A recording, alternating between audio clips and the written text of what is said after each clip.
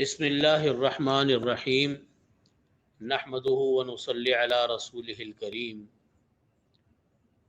قال اللہ تعالی فی القرآن المجید وفرقان الحمید قل ان کنتم تحبون اللہ فاتبعونی یحببکم اللہ وقال اللہ تعالی فی القرآن المجید وقال اللہ تعالی فی القرآن المجید ما آتاکم الرسول فخذوہ وما نہاکم عنہ فانتہوا صدق اللہ مولانا العظیم۔ حضرات علماء اکرام، بزرگان دین، مشائخ اعظام، محترم خواتین و حضرات، نبی کریم صلی اللہ علیہ وسلم جس وقت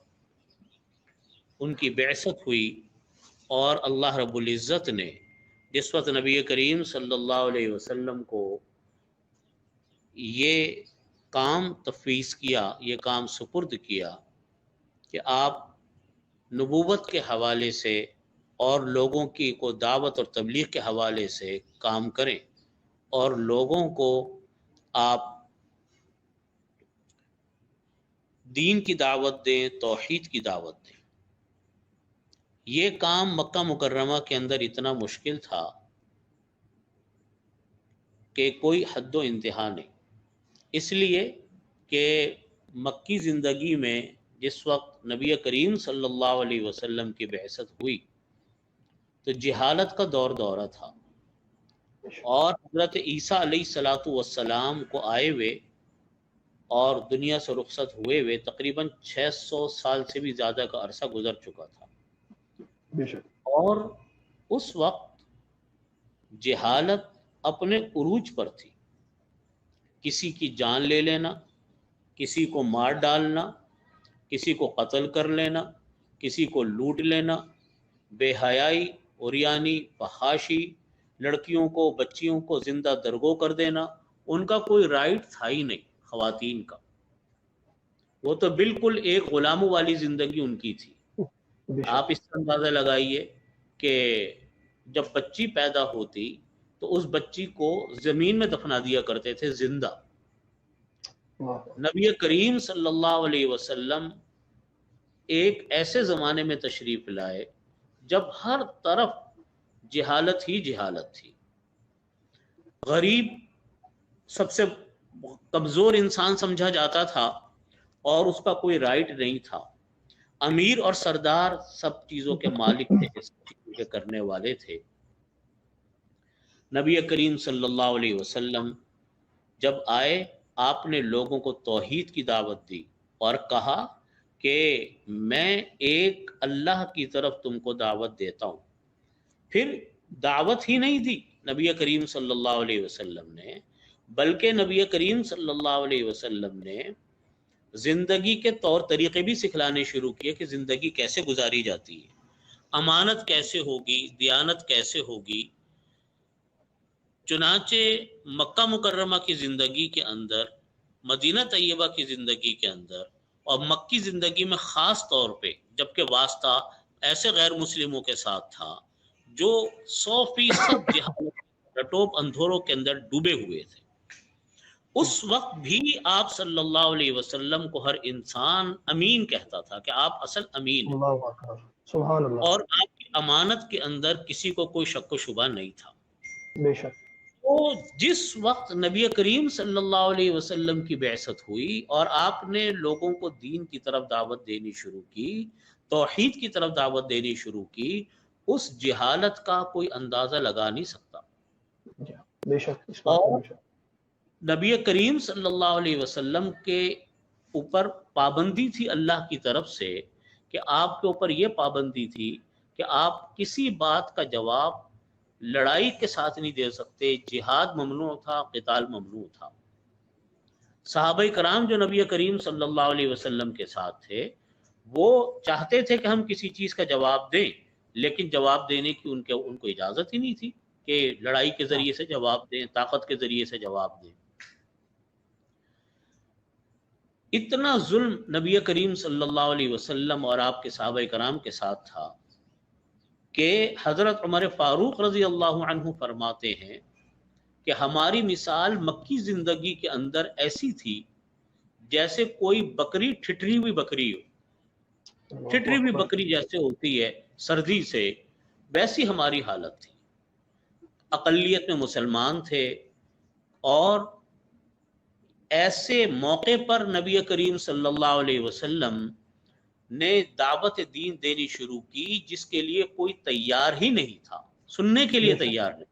بے شک آج ہم اگر دین کی دعوت دیں تو آج دین کی دعوت دینا آسان ہے، جی ہاں، لیکن اس ماحول کے اندر دین کی دعوت دینا بڑا مشکل ترین کام تھا، کیونکہ بے شک جہالت جی عام تھی، ظلم عام تھا، اور تعصب۔ وہ یہ کہتے تھے، عرب کہتے تھے نحن ابناء العرب، ہم عرب کے اولاد ہیں، ہم عرب کے بیٹے، اور دوسرے لوگوں کو جو عربی نہیں ہوتے تھے وہ ان کو وہ عجمی کہتے تھے کہ یہ عجمی کے معنی ہوتے گونگے، ان کو کہتے تھے یہ گونگے، اور ان کو اپنی عربیت کے اوپر، اپنے عرب قبائل ہونے کے اوپر اتنا ناز تھا کہ کسی باہر کے آدمی کو تو یہ خاطر میں نہیں لاتے تھے۔ قتل و غارت کری، جھوٹ، دھوکہ، یہ تو وہاں کا کھیل تماشا تھا۔ ایسے موقع پر نبی کریم صلی اللہ علیہ وسلم نے دین کی دعوت دی، تو آپ اندازہ لگائیے مسلمانوں کے ساتھ، نبی کریم صلی اللہ علیہ وسلم کے ساتھ ان کا رویہ کیا ہوگا۔ خود ابو لہب، جن کے 2 بیٹوں سے نبی کریم صلی اللہ علیہ وسلم کی 2 صاحبزادیوں کی شادی ہوئی، آپ نے ان کے ساتھ اپنی 2 صاحبزادیوں کا نکاح کروایا، لیکن جب نبی کریم صلی اللہ علیہ وسلم نے ان کو دین کی دعوت دی، ایک موقع پر سب کو جمع کیا، تمام قبائل کو جمع کیا نبی کریم صلی اللہ علیہ وسلم نے، اور ان کو دعوت دین دی، تو ابو لہب نے کہا کہ آپ نے ہم کو اسی لیے بلایا تھا کہ آپ ہم کو یہ دین کی دعوت دیں گے، اور اس پر وہ اتنا سیخ پا ہوا، اتنا چراغ پا ہوا ابو لہب، کہ انہوں نے اپنے دونوں بیٹوں کو کہا کہ تم نبی کریم صلی اللہ علیہ وسلم کی ان صاحبزادیوں کو طلاق دو، ان کو گھروں سے نکال دو۔ آپ صلی اللہ علیہ وسلم کی صاحبزادیوں کو طلاق دے کر گھروں سے نکالا گیا، جس کے بعد نبی کریم صلی اللہ علیہ وسلم نے پھر اپنی صاحبزادیوں کا نکاح دوسرے صحابہ کرام حضرت عثمان رضی اللہ عنہ سے اور دوسرے صحابہ کرام سے کیے۔ کہنے کا مطلب یہ تھا کہ اتنی بڑی بڑی تکلیفیں، اور اولاد کی تکلیف ایسی ہوتی ہے کہ انسان کو شاید تکلیفوں میں سب سے زیادہ تکلیف اولاد کی ہے، یہ تکلیف آپ کو دی۔ اب آپ اندازہ کیجئے کہ ایسے موقع کے اوپر جب پوری عرب کے خاندان، عرب کے قبائل بائیکاٹ کر رہے ہوں، بیٹیوں کو طلاقیں ہو رہی ہوں، بیٹیوں کو گھروں سے نکالا جا رہا ہو، تو آپ اس تکلیف کا اندازہ لگائیے جو تکلیف نبی کریم صلی اللہ علیہ وسلم کو پیش آئی۔ پھر وہ تمام خاندان اور وہ تمام قبائل جو آپ کے خاندان کے قبائل تھے، بڑے بڑے عرب کے قبائل، جن کے درمیان آپ پلے بڑھے،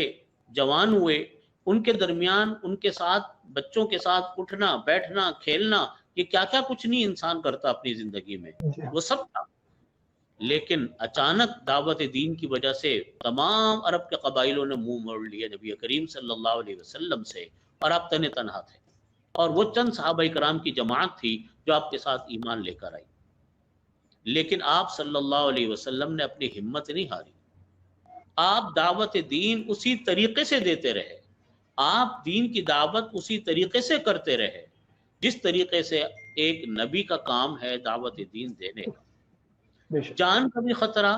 مال کا بھی خطرہ، اولاد کو بھی خطرہ، گھر والوں کو بھی خطرہ، یہ سارے خطرات آپ کے اوپر اسی طریقے سے منڈلا رہے تھے جیسا کہ ہم کتابوں کے اندر پڑھتے ہیں۔